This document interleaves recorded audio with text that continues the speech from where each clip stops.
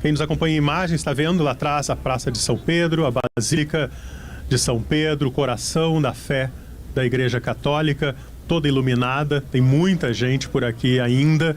E hoje foi um dia de ensaio geral justamente porque os integrantes do Colégio Cardinalício, ou seja, aqueles cardeais que já chegaram ao Vaticano, fizeram uma primeira reunião para definir os detalhes das cerimônias fúnebres.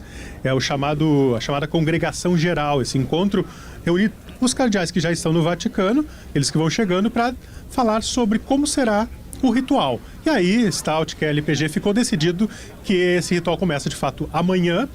Neste momento, o corpo do Papa Francisco está sendo velado na capela da Casa Santa Marta, a casa que ele escolheu viver ao longo dos 12 anos de pontificado. Amanhã, pela manhã, esse corpo será levado ali para a Basílica de São Pedro.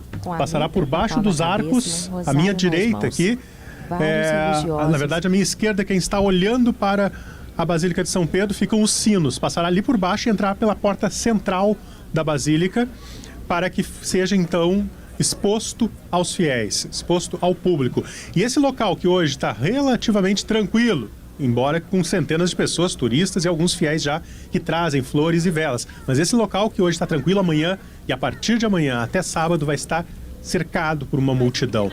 Eu imagino que haverá uma fila aqui enorme, como aconteceu no velório do Papa João Paulo II em 2005, quando eu cobri também. Eu fiquei 14 horas na fila naquele momento para poder ficar 5 segundos na frente do corpo de João Paulo II. Eu imagino que vai acontecer o mesmo, Stout, a partir de amanhã, porque são esperadas mais de 1 milhão de pessoas para dar este último adeus ao Papa Francisco. E aí, no sábado, será a missa de corpo presente e depois o deslocamento do corpo até Santa Maria Maggiore, ou Santa Maria Maior, que é a basílica de preferência e aquela que foi escolhida por Francisco para o seu descanso eterno, porque era o local que ele ficava. Cada vez que ele viajava, fazia uma viagem apostólica, ele voltava e rezava na Basílica, que fica a cerca de 20 minutos de carro aqui do Vaticano. Já se observa aí, Rodrigo, pessoas que estão chegando a Roma, ao Vaticano, após a notícia da morte do Papa, especificamente para esse ritual de despedida? Agora há pouco, Stout, eu passei vindo do hotel. Meu hotel fica a cerca de 5 minutos, bem do lado aqui do Vaticano. E eu vim para me posicionar para conversar com vocês e mostrar as imagens aqui da Basílica. E eu vi algumas barracas de peregrinos que já chegaram. Eles não estavam ali à tarde, quando eu havia passado. E eles já estão montando barracas aqui para ficar na fila para poder fazer a despedida do Papa Francisco. Eu também conversei com umas amigas aí de 2 irmãos que estavam aqui no Vaticano e, na verdade, estavam na Itália para a canonização do Carlo Acutis, que é um jovem de 15 anos que o Papa iria canonizar no próximo domingo. Ele já decidiu que seria santo, iria só oficializar na missa de domingo que vem. Como não aconteceu, como o Papa morreu, essa canonização foi cancelada. E essas jovens aí de 2 irmãos, elas estavam em Assis. E aí, no domingo passado, elas tinham participado da missa aqui, chegaram muito próximo do Papa Francisco, se emocionaram e foram para Assis passear.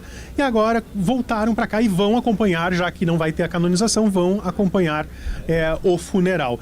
Então, o que eu percebo nesse dia, como eu falei, um ensaio geral, é que até a própria imprensa tá ensaiando, tá vendo onde pode ficar. Vou mostrar para quem está nos acompanhando em imagens. Aliás, tá bem bonita a imagem do Rodrigo, para quem quiser e puder vir para a live, né? Faço o convite, porque ele está mostrando para a gente a iluminação, né, Rodrigo, faz com que a gente tenha bastante clareza dos pontos onde tu estás.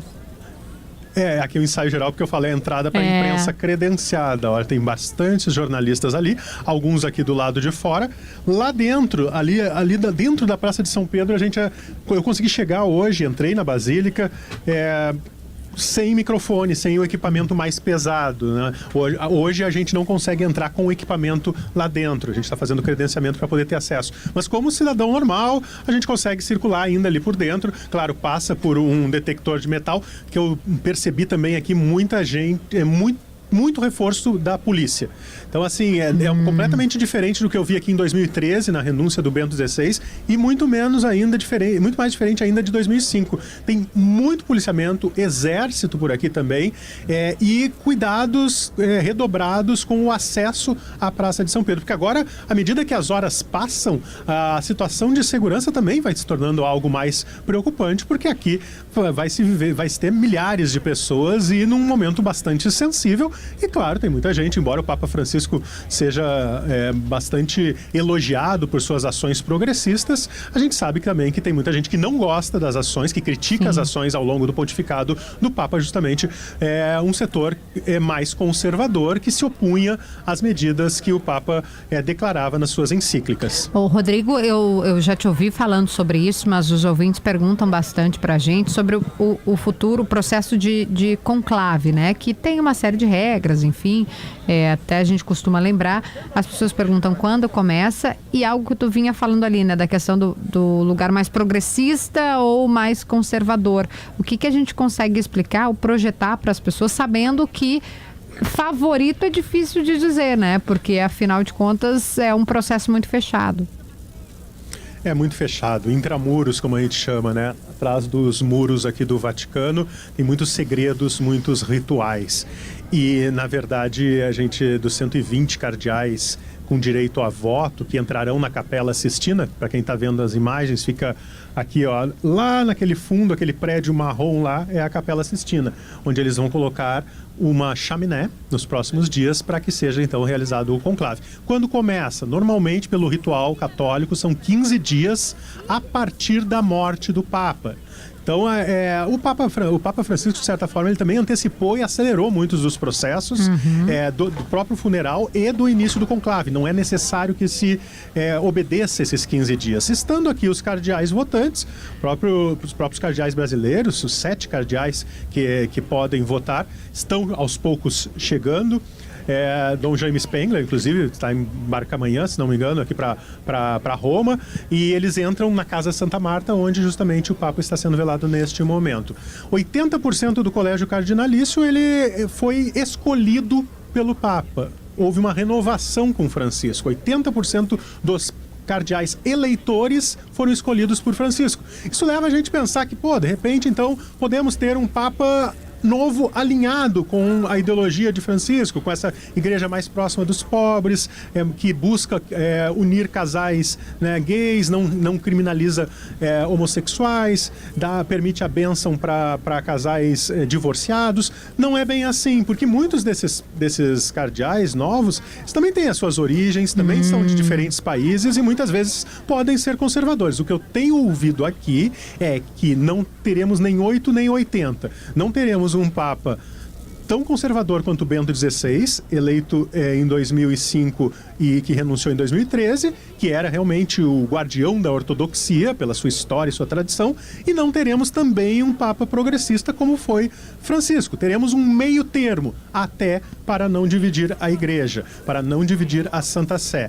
São necessários 2/3 do colégio cardinalício, daqueles eleitores, para que tenhamos fumaça branca lá no alto da Capela Sistina. Quem sabe daqui uns 13, 14 dias. Os cardeais escolhem normalmente entre os cardeais, mas poderia ser qualquer católico. Poderia ser um padre muito pop no mundo, poderia ser o Rodrigo católico, tá lá, pode ser eleito, mas vai sair dos cardeais. E o mais maluco, Rodrigo, é pensar o seguinte, assim como...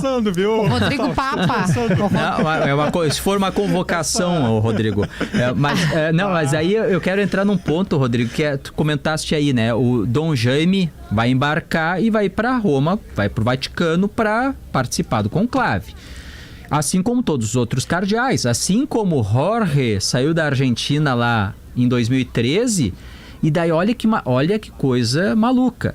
Vai com a mala para nunca, e no caso dele foi assim, ele nunca mais voltou para a Argentina para pegar suas coisas. Alguém foi lá e buscou as coisas mais importantes. Tu nunca mais volta pro teu local de origem. Mas ele poderia ter voltado. Ele poderia ter voltado, poderia ter feito um evento lá, mas no caso dele, veio pro Brasil, não foi pra Argentina. E isso pode acontecer com qualquer um deles. pode ser com um dos brasileiros ou com qualquer cardeal de outro, vai para lá e talvez nunca mais volte para sua casa. Toda a razão, PG, porque a pessoa já é papa, né? Daí não tem, vou ali em casa buscar mais coisas de volta. Tu já é o papa, então tu já tá acompanhado pelo mundo inteiro. Não, só um pouquinho, eu esqueci minha escova de dente. Não tem, né? Não dá. Alguém vai lá, certamente alguém buscou as coisas mais importantes para ele lá na mas, tipo, Buenos tomar Aires. Um café já não dá mais. Eu queria se despedir do senhor ali da banca de jornal.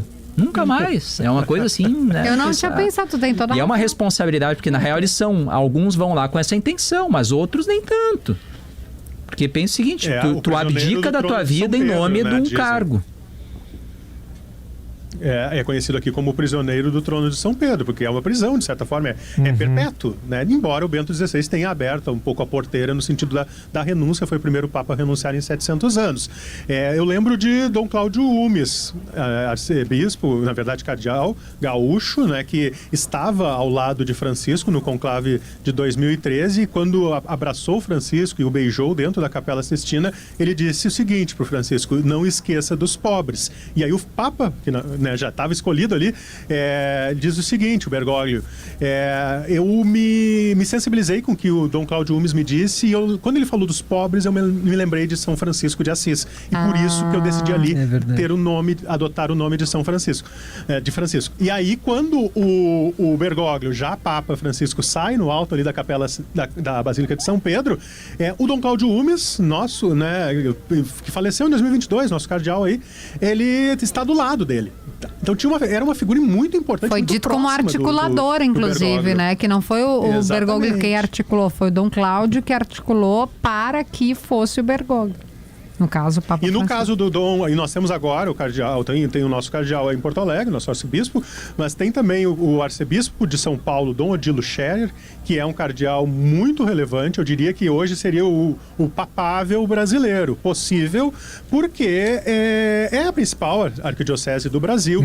É um cardeal que o próprio Papa Francisco pediu que estendesse um pouquinho o seu mandato à frente da arquidiocese. Ele chegou a apresentar a renúncia no ano passado. O Papa Francisco disse: segura um pouquinho aí, preciso de ti aí. Então, assim, não se sabe o que estava na cabeça do Papa Francisco, mas Dom Odilo também está vindo para o Vaticano aqui, né? Mas tem o secretário de Estado do Vaticano, também é uma figura que vai, pelos próximos dias, liderar as missas, liderar as manifestações, os pronunciamentos, e sempre essas pessoas que aparecem mais, os cardeais que aparecem mais na mídia, um pouquinho antes do conclave começar, acabam sendo bastante papáveis, né? Cotados para ser papa.